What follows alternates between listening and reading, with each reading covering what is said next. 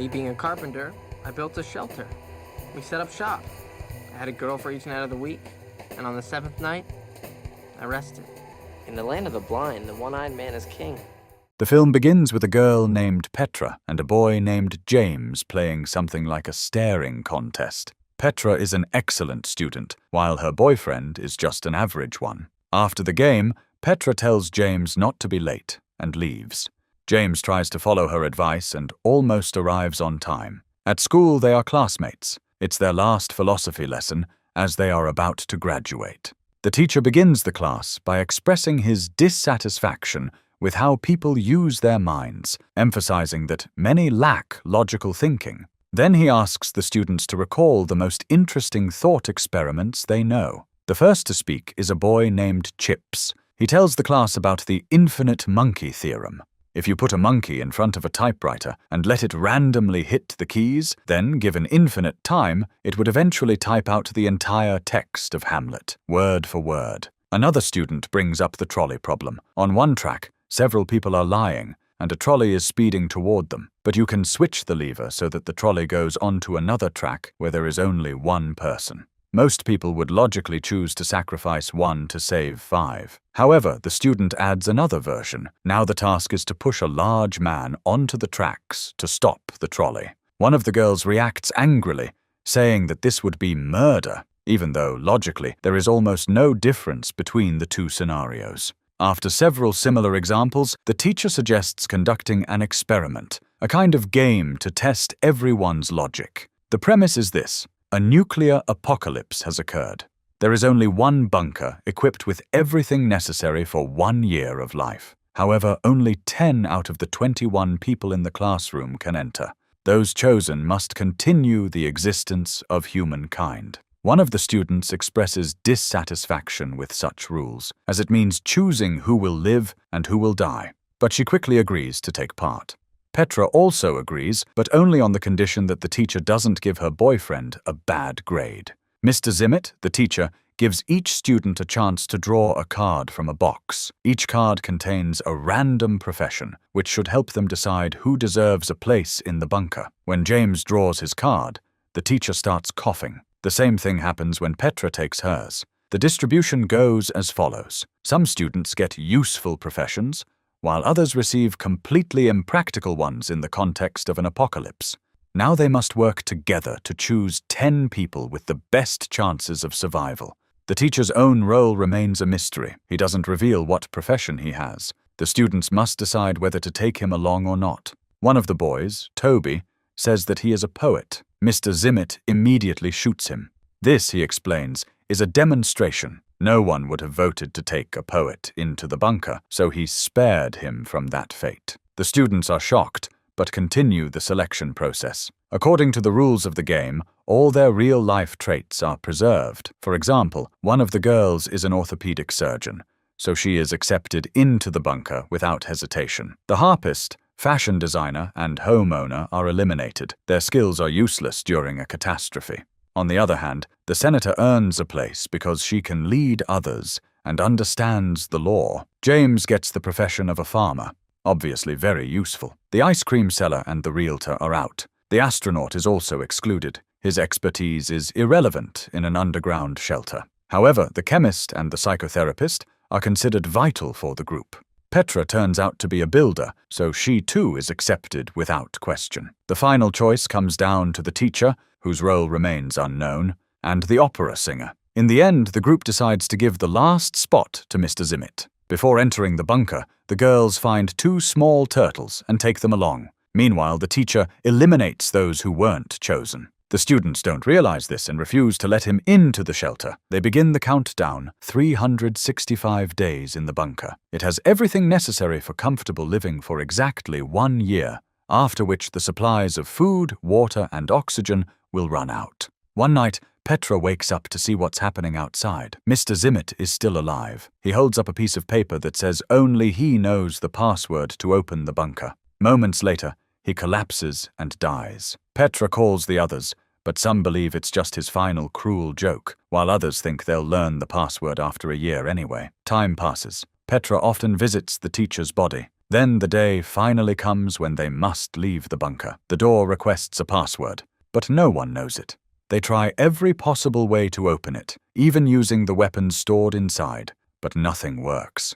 Food runs out. They eat their final meal, and then, in desperation, cook turtle soup using the turtles they brought with them. Soon after, the first loss occurs. They are forced to make a horrifying decision in order to survive. Eventually, they use the weapon to end their suffering. Petra and James run out of oxygen. Then everything returns to the classroom. The teacher explains that he was the creator of the bunker and that only he knew the password.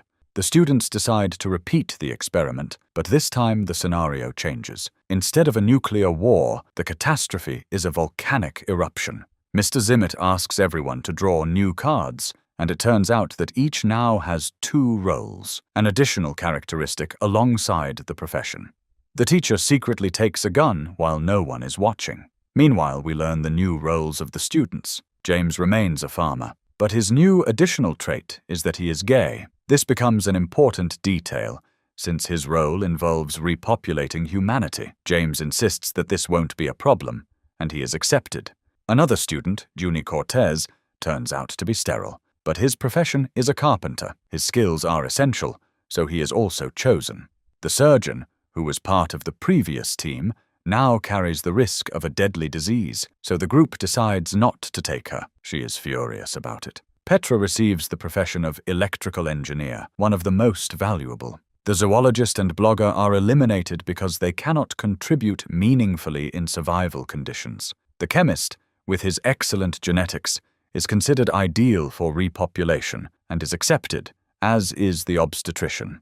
The ice cream vendor is rejected once again. The girl who knows many languages is told that she will develop throat cancer in 3 years, and since there will be no doctor in the bunker, she won't be able to speak or sing. She is not chosen. The designer and the harpist are once again excluded. The harpist, in addition, is revealed to have an autism spectrum disorder. Meanwhile, the girl with a photographic memory is accepted into the bunker, as is a kind-hearted boy, mainly because of the shortage of men for reproduction. The poet once again doesn't make it, but as before, only the teacher knows the password, making him the central figure of the group. Those who were not selected attempt to save themselves, but fail. Later, at night in the bunker, Petra catches her boyfriend James with another boy from their class. Soon after, the question of human reproduction arises. The obstetrician says that they need to form pairs. According to him, Petra should be with Mr. Zimmett. After James's jealous reaction, she calmly agrees. Another couple is formed as well, but due to stress, none of the girls are able to get pregnant. Then Zimmett declares that the men should rotate partners to increase their chances of success. However, the girl with the photographic memory says that if he tries to force her, she will shoot him. The teacher becomes furious, grabs the gun, drives everyone out, and threatens her. At that moment, one of the boys refuses to leave, and a fight breaks out. He stabs a pencil into the teacher's ear.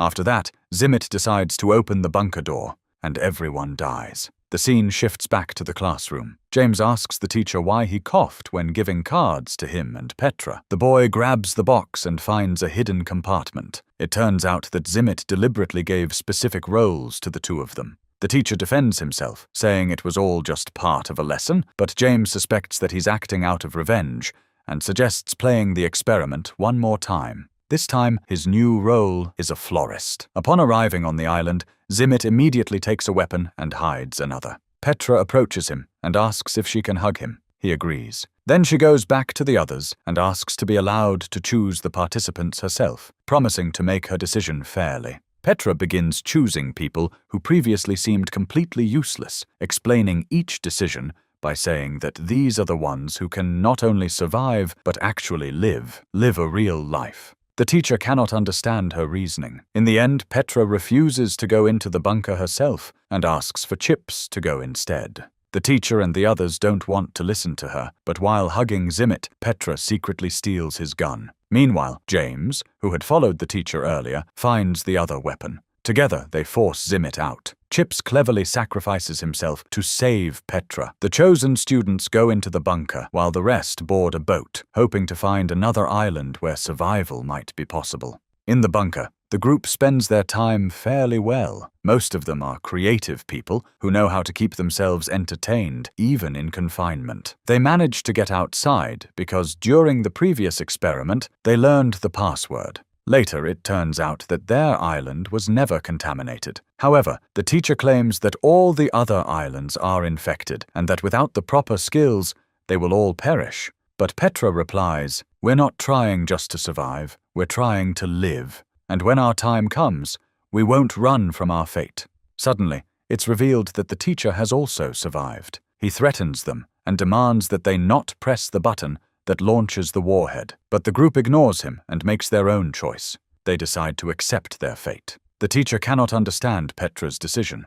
At that moment, Chips intervenes and explains what happened to their boat. On the way, they lost a few people, but managed to find another island, just as safe as this one. Unfortunately, all the men in their group died, except for Chips. Even though he is sterile, he takes advantage of his chance, spending 6 days a week with a new girl, hoping for a miracle. After all, even in the theory of probability, there's still a tiny chance that pregnancy can happen, even from someone believed to be incapable of it. On this bittersweet note, the lesson ends, and everyone leaves the classroom, but Petra stays behind. It becomes clear that there was once something more between her and the teacher, something beyond the usual teacher-student relationship. She reproaches him for creating this entire experiment just to get revenge on her boyfriend. After a brief exchange, Petra kisses him goodbye and leaves. The teacher returns to his office. We hear the sound of a gunshot. That's where the film ends.